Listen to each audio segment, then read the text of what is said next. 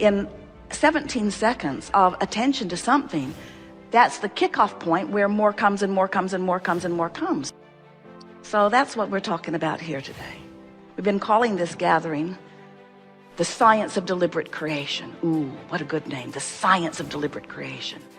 Me sifting and sorting and scientifically coming to personal conclusions of what I prefer, and paying attention to the chemistry of my body, recognizing the feelings that I'm feeling to let me know whether I'm in vibrational alignment with what I put into the vortex or not.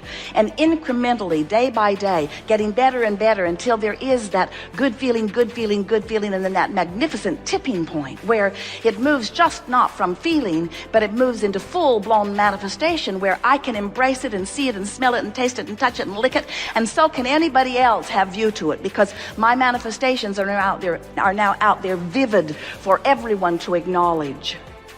You said, I am the creator of my experience. We love the science of deliberate creation, the all day, every day, noticing where I am, identifying where I want to be, and then giving my undivided attention to where I'm going. That's what we mean by science, ever changing, always looking forward. Science in your physical world is a sort of stymied, sort of shooting itself in the foot often, because it is so much more involved in what is than in what's in the vortex. And that's the difference between what we are teaching you here in this Art of Allowing workshop. This is the gathering where you learn about the vibrational version that precedes all manifestational versions.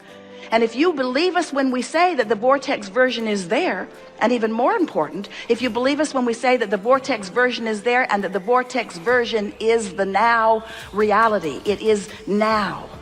In Australia, it's tomorrow, did you know? That is so strange. Jerry and Esther were there. They called back home. They said, we're living your future. When you get here, you're really going to like it. But of course, that isn't exactly accurate. It was called something different, but it was all now. In other words, Saturday in California, Sunday in Australia, and non-physical. We don't even have clocks or calendars. In other words, there is no time in that sense where we are, and yet it is all now, and here we all are rendezvousing together in the now. Your vortex is now, and it is real, and it is the main event. And if we were standing in your physical shoes, it would be the only thing that we would have our eye upon what we have put there vibrationally. We would be honing in on it. We would be feeling our way to it. We would be feeling our way to it. And when we got in the middle of a conversation that was inspired by an event or by another person or by a letter or an email that we read, if we got into the middle of a conversation with ourselves or with someone else, and we felt that feeling within us that feels like fear or anger or disappointment, in the moment that we felt that feeling, we would stop and say, I got that feeling. I've got that feeling that is letting me know that I am right now depriving myself of what's in my vortex. I've turned in opposition to it, and that feeling is my indication that I am right now, not a vibrational match to the larger part. So as we're moving forward here today, we're eager to talk with you about anything that is important to you. And we are also eager for you to help us make a very clear example and point of where you stand vibrationally in relationship to all that you are. We want to awaken within you those feelings that let you know whether you're aligned and allowing the wholeness, or whether you're misaligned and resisting the wholeness. Because you are not ever going to feel good unless you're allowing all that you are to focus with you in this moment. And we just have to be very blunt with you. If you focus in ways that the source within you will not now focus, has never focused, and will never focus, then you're going to get that feeling, that out of the vortex feeling, that indicator that lets you know. You certainly have free will to do that. You can do it today, all day today, and tomorrow if you want to. You can do it for the rest of your life. You can do it until you have deprived yourself of the life force of well-being and you croak. You can do it. You can do it. We just want to really, in a pointed way, say, why? Why would you do it? Why would you for a moment deprive yourself of all that you are?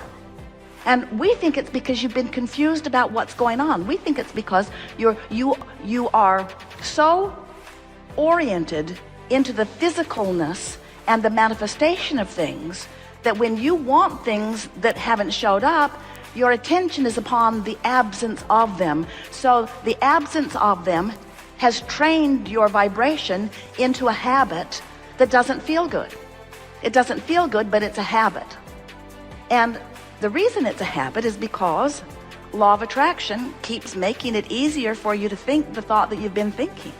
What's active in your vibration shows up around you.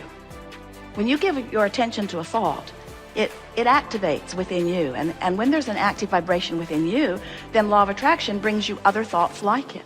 So the first thing that happens when you activate a thought is that other thoughts like it show up. And as you think about those other thoughts, then it becomes even more active. And then other people show up, experiences start showing up.